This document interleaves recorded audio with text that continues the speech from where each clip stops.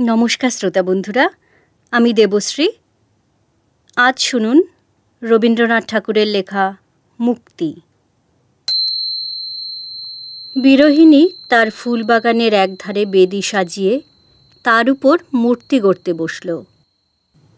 তার মনের মধ্যে যে মানুষটি ছিল, বাইরে তারই প্রতিরূপ প্রতিদিন একটু একটু করে গড়ে, আর চেয়ে চেয়ে দেখে, আর ভাবে, আর চোখ দিয়ে জল পড়ে। কিন্তু যে রূপটি একদিন তার চিত্তপটে স্পষ্ট ছিল, তার উপরে ক্রমে যেন ছায়া পড়ে আসছে। রাতের বেলাকার পদ্মের মতো স্মৃতির পাপড়িগুলি অল্প অল্প করে যেন মুদে এলো। মেয়েটি তার নিজের উপর রাগ করে, লজ্জা পায়। সাধনা তার কঠিন হলো।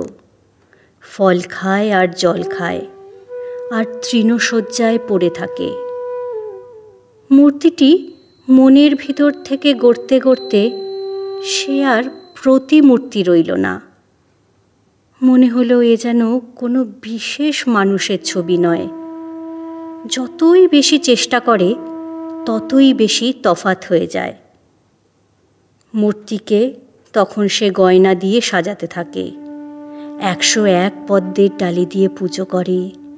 সন্ধেবেলায় তার সামনে গন্ধতৈলের প্রদীপ জ্বালে।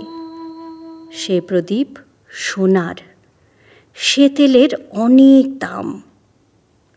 দিনে দিনে গয়না বেড়ে ওঠে। পুজোর সামগ্রীতেই বেদি ঢেকে যায়, মূর্তিকে দেখা যায় না। এক ছেলে এসে তাকে বললে, আমরা খেলবো। কোথায়?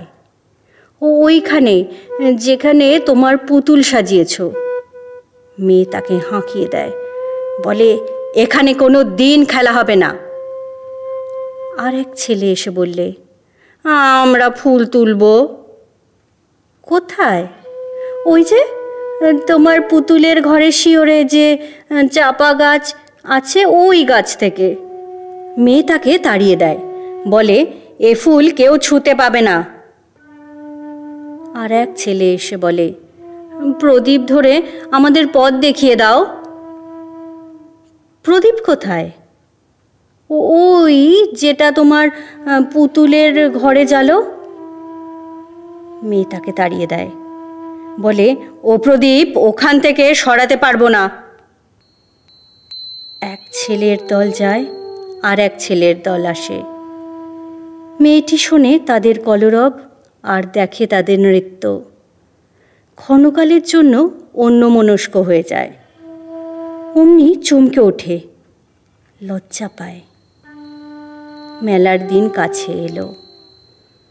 পাড়ার বুড়ো এসে বললে, বাছা, মেলা দেখতে যাবি নে? মেয়ে বললে, আমি কোথাও যাব না। সঙ্গিনী এসে বললে, চল, মেলা দেখবি, চল। মেয়ে বললে, আমার সময় নেই। ছোট ছেলেটি এসে বললে, আমায় সঙ্গে নিয়ে মেলায় চলো না। মেয়ে বললে, যেতে পারবো না, এইখানে যে আমার পুজো। একদিন রাত্রে ঘুমের মধ্যেও সে যেন শুনতে পেলে সমুদ্র গর্জনের মতো শব্দ। দলে দলে দেশ বিদেশের লোক চলেছে, কেউ বা রথে, কেউ বা পায়ে হেঁটে, কেউ বা বোঝা পিঠে নিয়ে, কেউ বা বোঝা ফেলে দিয়ে। সকালে যখন সে জেগে উঠল, তখন যাত্রীর গানে পাখির গান আর শোনা যায় না।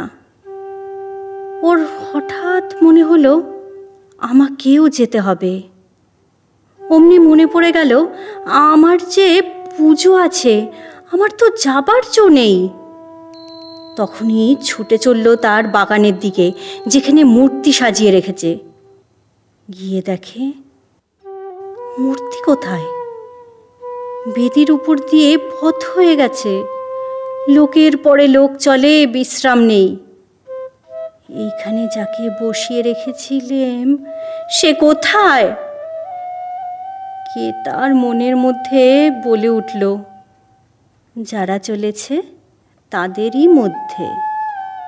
এমন সময় ছোট ছেলে এসে বললে, আমাকে হাতে ধরে নিয়ে চলো।